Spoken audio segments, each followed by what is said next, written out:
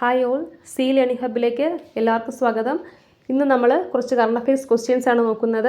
ഒന്നാമത്തെ ക്വസ്റ്റ്യൻ, ഇന്ത്യയുടെ നിലവിലെ സുപ്രീം കോടതി chief justice BR Gavai, Bhushan Ramakrishna Gavai, അങ്ങനെയാണ് അദ്ദേഹത്തിൻ്റെ മുഴുവൻ പേര്.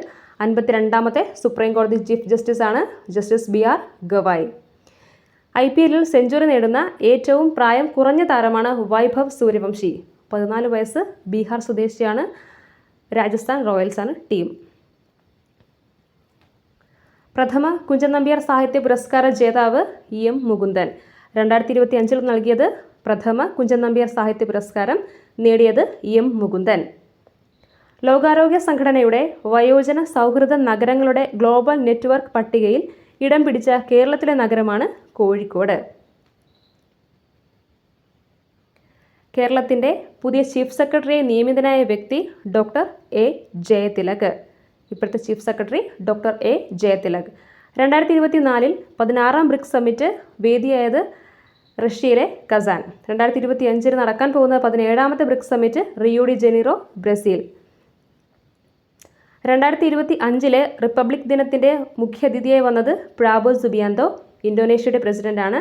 2024-ൽ മുഖ്യാതിഥിയായി വന്നത് ഇമ്മാനുവൽ മാക്രോൺ, ഫ്രഞ്ചിൻ്റെ പ്രസിഡന്റ്. 2024-ൽ ഫിഡെ വേൾഡ് ചെസ് ചാമ്പ്യനാകുന്നത് ഡി ഗുകേഷ്. അദ്ദേഹം പരാജയപ്പെടുത്തിയ വ്യക്തിയാണ് ഡിങ് ലിറൻ, ചൈനയുടെ താരം. വേദിയായത് സിംഗപ്പൂര്. ഏറ്റവും പ്രായം കുറഞ്ഞ ലോക ചെസ് ചാമ്പ്യനാണ് D Gukesh. FIDE world chess ചാമ്പ്യനാകുന്ന രണ്ടാമത്തെ ഇന്ത്യക്കാരനാണ് ഡി ഗുകേഷ്. ആദ്യത്തെ ഇന്ത്യക്കാരൻ വിശ്വനാഥൻ ആനന്ദ്. അവാർഡ്സ് 2024. എഴുത്തച്ഛൻ പുരസ്കാരം നേടിയത് NS മാധവൻ.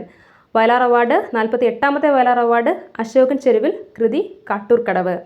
ഓടക്കുഴൽ award K Aravindakshan, novel Gopa. Kerala Jyothi പുരസ്കാരം MK സാനു. ഹരിവരാസനം അവാർഡ് 2024-ൽ നേടിയത് വീരമണി ദാസൻ. 2025-ൽ ഹരിവരാസന അവാർഡ് നേടിയത് കൈതപ്രം ദാമോദരൻ നമ്പൂതിരി. ഐക്യരാഷ്ട്രസഭയുടെ ഇപ്പോഴത്തെ സെക്രട്ടറി ജനറലാണ് അന്റോണിയോ ഗുട്ടറസ്. ഐക്യരാഷ്ട്രസഭയുടെ 9ാമത്തെ സെക്രട്ടറി ജനറലാണ്